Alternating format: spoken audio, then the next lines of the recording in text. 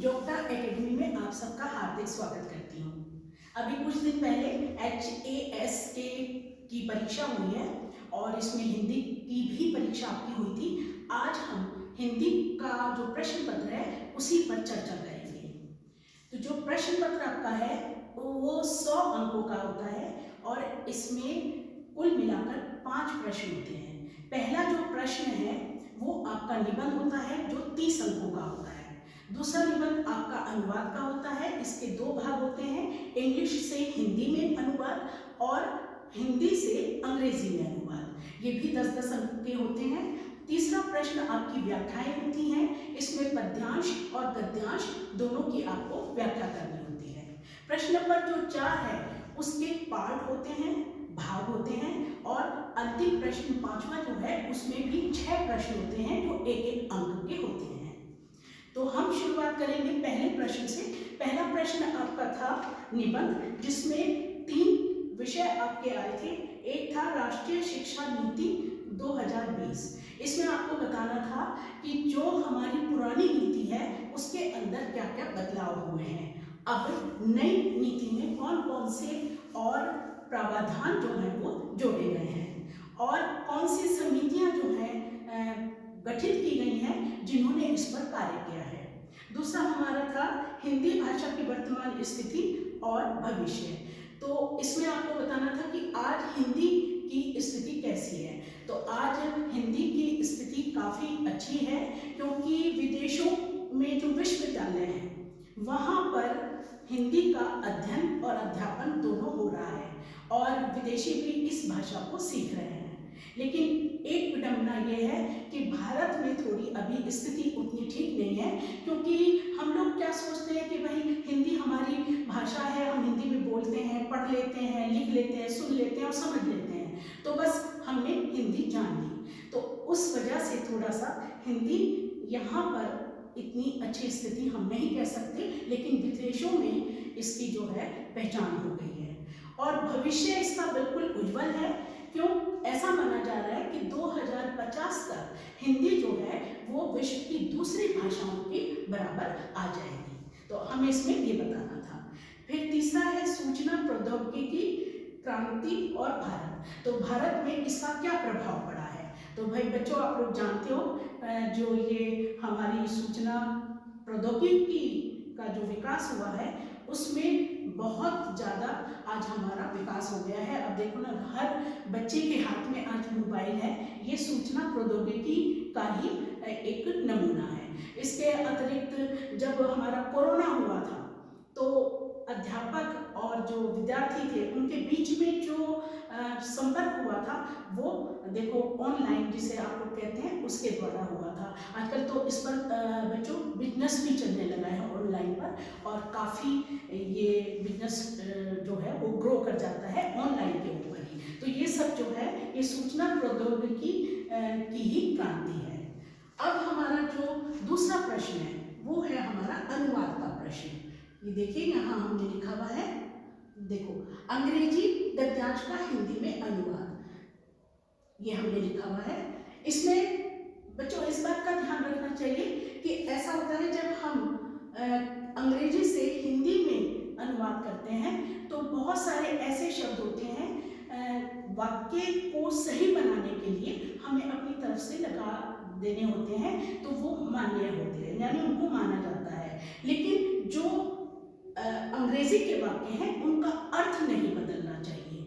इसी प्रकार से आगे जो है ये हमारा हिंदी गद्यांश का अंग्रेजी में अनुवाद है। यहाँ भी इसी बात का ध्यान रखना चाहिए, क्योंकि ये जो अंग्रेजी के शब्द हैं जब हम इनको हिंदी में अनुवाद करेंगे तो कई बार ऐसा होता है कि हमारा वाक्य हिंदी में नहीं बन पाता। यानी अगर हम इसको वर्ड टू वर्ड अनुवाद करेंगे तो हमारा हिंदी में वाक्य बनेगा ही नहीं। तो उसके लिए अगर छोटे मोटे कोई शब्द लगाने पड़े तो लगा लिए जाते हैं, लेकिन भाव बिल्कुल भी नहीं बदलना चाहिए। अंग्रेजी में जो बात कही गई है वो हिंदी में भी आनी चाहिए। हाँ, शब्द थोड़े बहुत इधर उधर हो सकते हैं।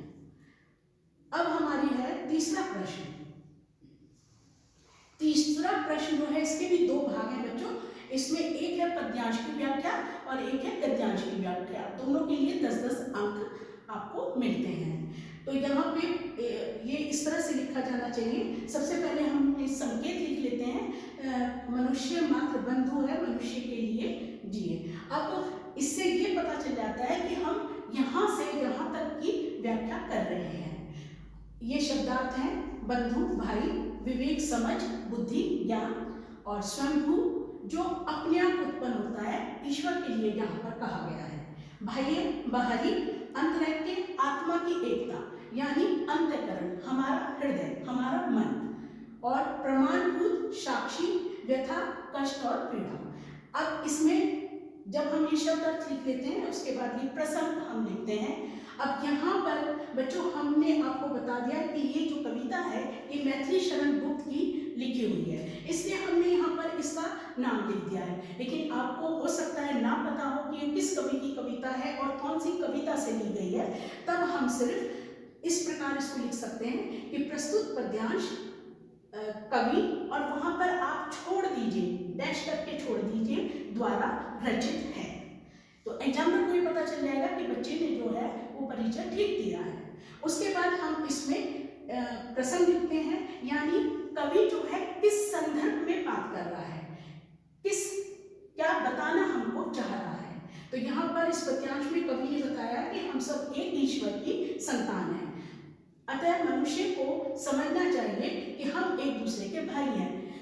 जब हम एक ही पिता की संतान होंगे तो हम भाई भाई होंगे।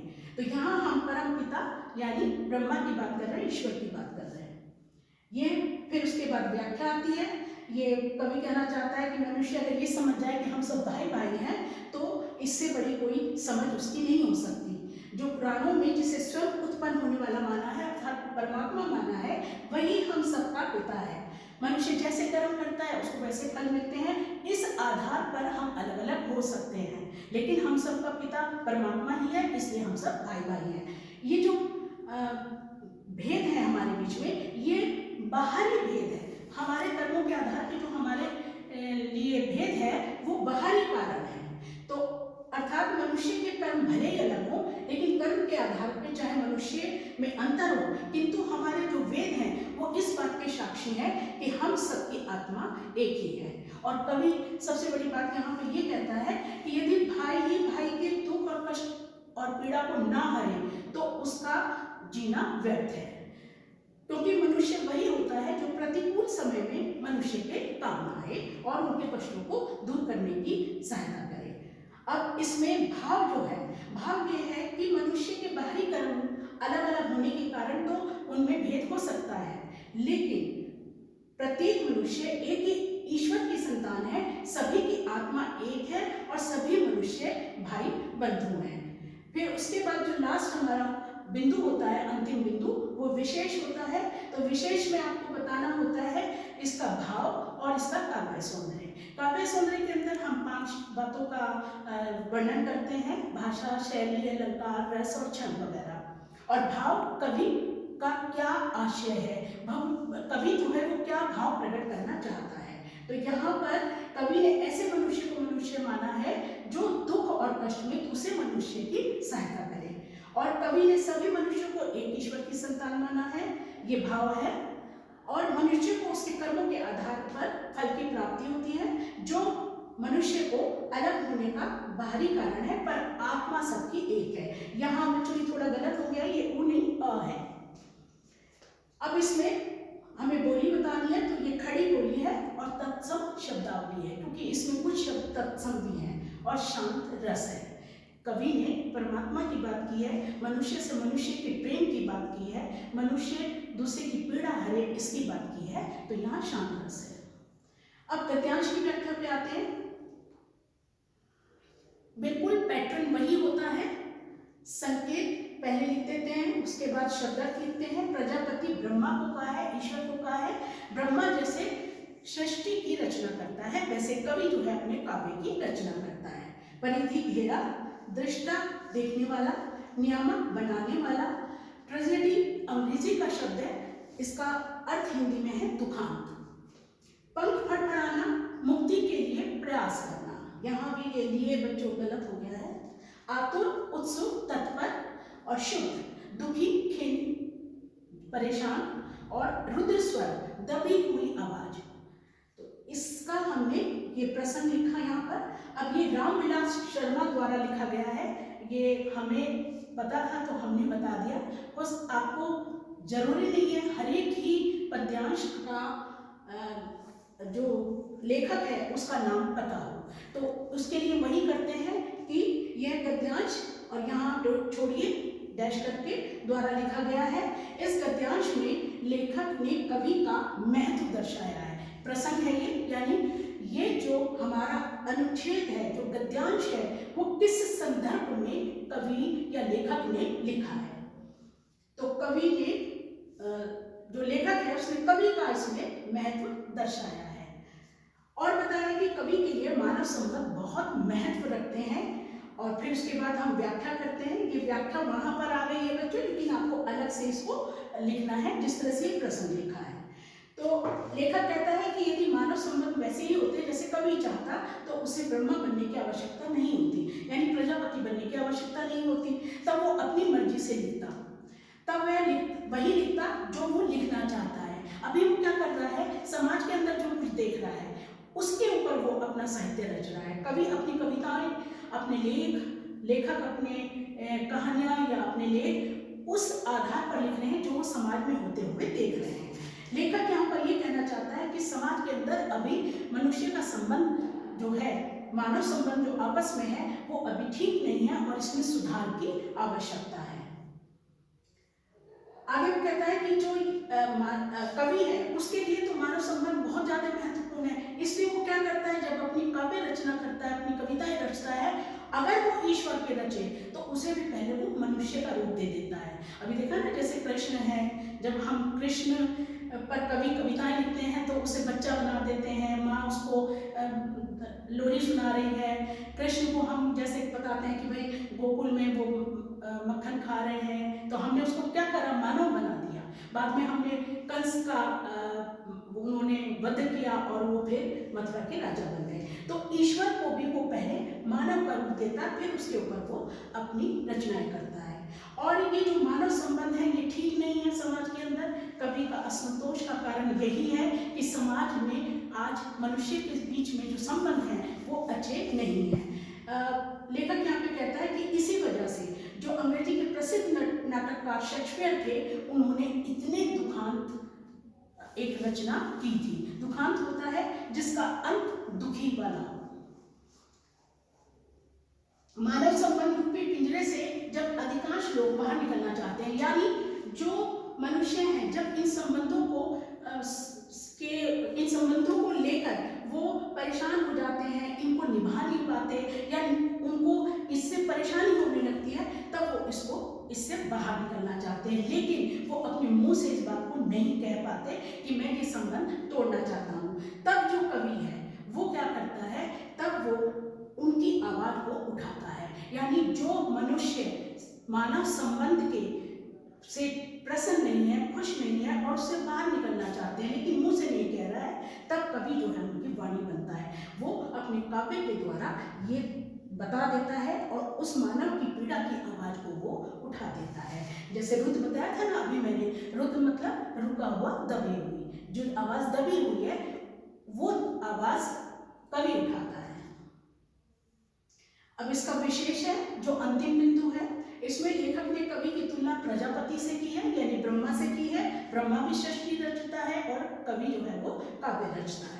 लेखक का मानना है कि समाज में अभी सुधार की आवश्यकता है, क्योंकि सामाजिक संबंध जो है, मानव के जो संबंध है समाज के अंदर, वो अभी ठीक नहीं है और उनमें सुधार की आवश्यकता है। कवि के असंतोष का कारण ही मानव संबंध है, क्योंकि खुश नहीं है, जो मानव के बीच में जो संबंध है उनसे वो खुश नहीं है। कवि प्रजापति बनकर समाज में सुधार करना चाहता है। जैसे वो रचना करेगा अपने काव्य के द्वारा, जो समाज में ठीक नहीं हो रहा है उसको ठीक करने के लिए काव्य में प्रेरणा देगा।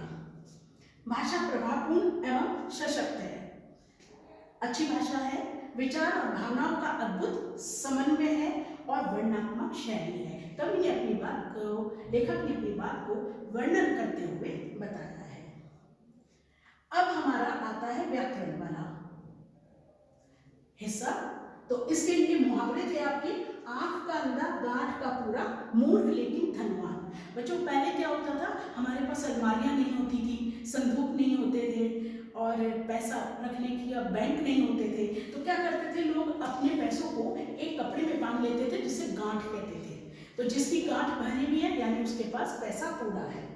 अब यहाँ पे मूर्ख यानी उसको पैसा खर्च नहीं करना आ रहा है, उसे कोई भी बहका रहा है, तो मूर्ख है लेकिन धनवान है, उसके पास पैसे हैं।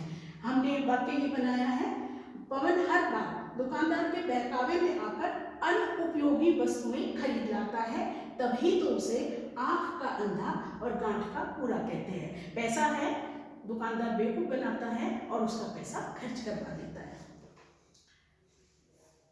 दूसरा की ये लोकोक्ति है, ठोकर लगे पहाड़ की तोड़े घर की सिल। पहले हम आपको बता दें सिल क्या होता है। बच्चों पहले समय में हुआ करता था एक छोटा सा पत्थर हुआ करता था जिसके ऊपर महिलाएं जो है वो चटनी पीसा करती थी या मसाले पीसा करते थे। बच्चों आजकल ये काम मिक्सी करने लगी है, तो अब सिल जो है वो छोटा सा होता है और पहाड़ तो आप लोग जानते हैं। अब पहाड़ से अगर ठोकर लगी और घर में आके क्रोध ने वो घर की सिल को तोड़ दिया, यानी बाहर के बलवान व्यक्ति से लज्जित होने पर उसका क्रोध घर के लोगों पर निकालना। तो इसके लिए वाक्य बना है कि रमेश को अधिकारी से डांट पड़ी, कार्यालय में और घर आकर वह छोटी छोटी बात पर बच्चों को डांटने लगा। अरे ये तो वही बात हुई कि ठोकर लगी पहाड़ की तोड़े घर की सिल, यानी अधिकारी को तो कुछ कह नहीं पाया तो उसका क्रोध कहाँ उतारा, घर आकर अपने बच्चों पर। तीसरा इसका मुहावरा है, टोपी उछालना, अपमानित करना। मोहन ने अपने कुकर्मों से अपने खानदान की टोपी उछालकर रख दी। माथे पर शिकन लाना, शिकन कहते हैं बच्चों सलवट को। जब हम कई बार थक जाते हैं या कई बार हमें गुस्सा आता है तो माथे पे हमारे भ्रट्टी ये जो है हिस्सा माथे का उस पर सलवटें पड़ जाती हैं। उसी के बारे में कहा है कि मुख पर क्रोध या असंतोष के भाव प्रकट ना होना। हमने वाक्य बनाया है, शिखा दिन भर घर का काम करती रही और बहुत थक गई, फिर भी उसके माथे पर शिकन नहीं आई। आपका प्रश्न नंबर 4 का ख भाग है, ये है संधि। यहाँ पर ये हमने संधि करके भी आपको दिखाई हुई है और इनके हमने आगे नाम भी लिखे हैं। आपका पहला है शाकाहारी, संधि विच्छेद करना था, तो यहाँ पे शाका ये जो है यहाँ पर आपकी संधि है, इस जगह पर ये का में अ आया और आ आया, अ जमा आ बराबर आ, ये दीर्घ संधि है। दीर्घ संधि का नियम होता है समान स्वरों में संधि होना, जब भी संधि होगी तो बड़ा ही हमारा बनेगा। जैसे छोटा और बड़ा आप लोग कहते हैं, तो यहाँ पर हमारा ये आ बन गया बड़ा, इसके बीच में अ आया, इसके बीच में आ आया, अ और आ मिलकर हमारा बना आ।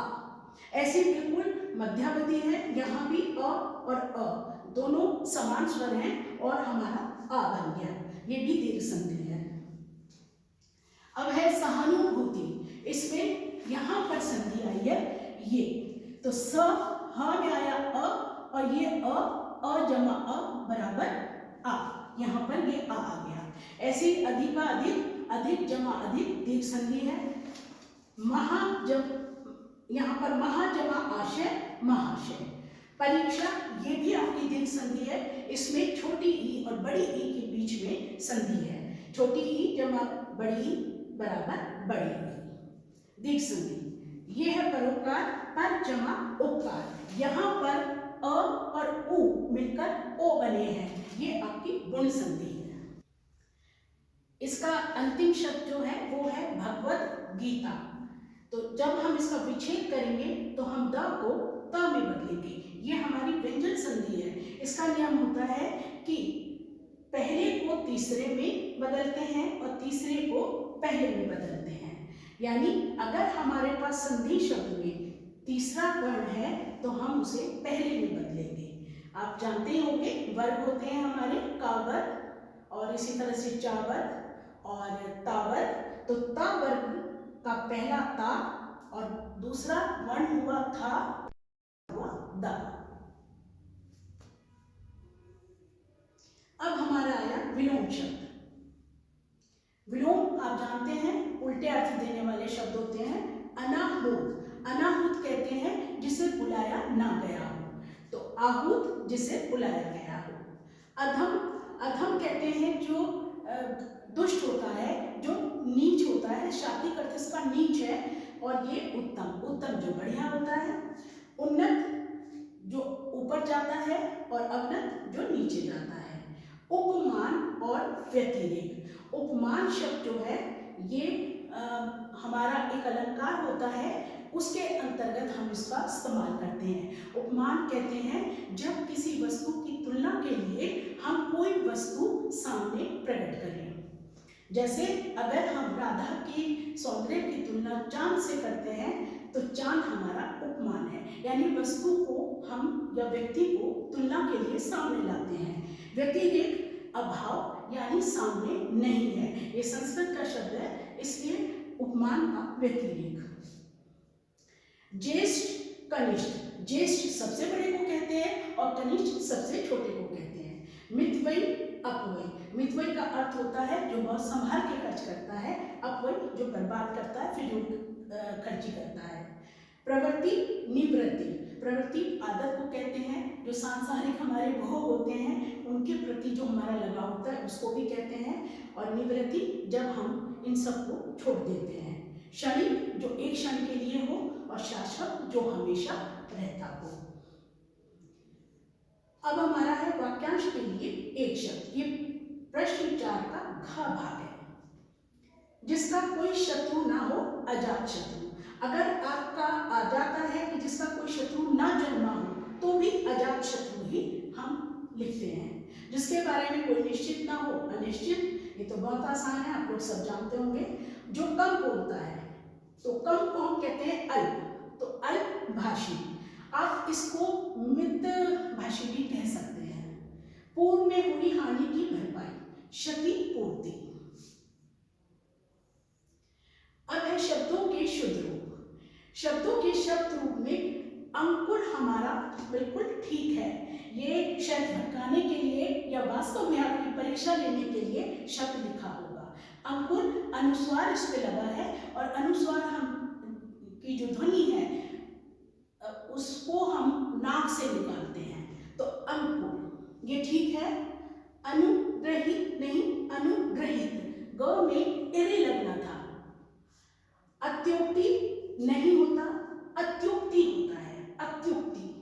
इतिहास का ऐतिहासिक, और उदीप्त, उदीप्त जो है इसमें एक आधा दा और बनना था, उद्दीप्त होता है शब्द, उदीप्त नहीं होता।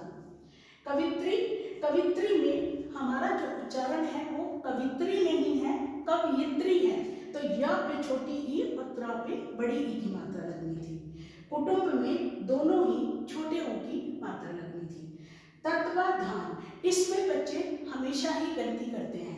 यहाँ पर तत्वाधान के बीच में एक व और लगना था, तत्वावधान।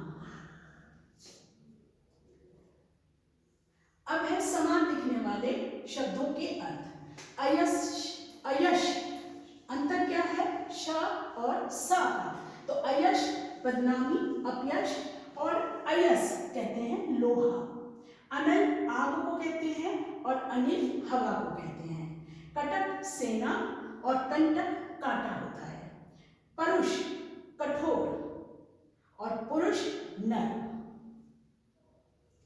ये आपका 5वां प्रश्न है। इसमें आपके 6 प्रश्न होते हैं, एक एक अंक के होते हैं। यज्ञशाला और फल फूल में कौन सा समास है? तो यज्ञशाला का हमने विग्रह किया, यज्ञ के लिए शाला, तो ये तत्पुरुष समास है, क्योंकि इसमें विभक्ति निकल कर आई है। अब ये विभक्ति जो है के लिए संप्रदान कारक है, इसलिए हम संप्रदान तत्पुरुष समास भी इसको लिख सकते हैं। फल फूल, फल और फूल ये द्वंद्व समास है।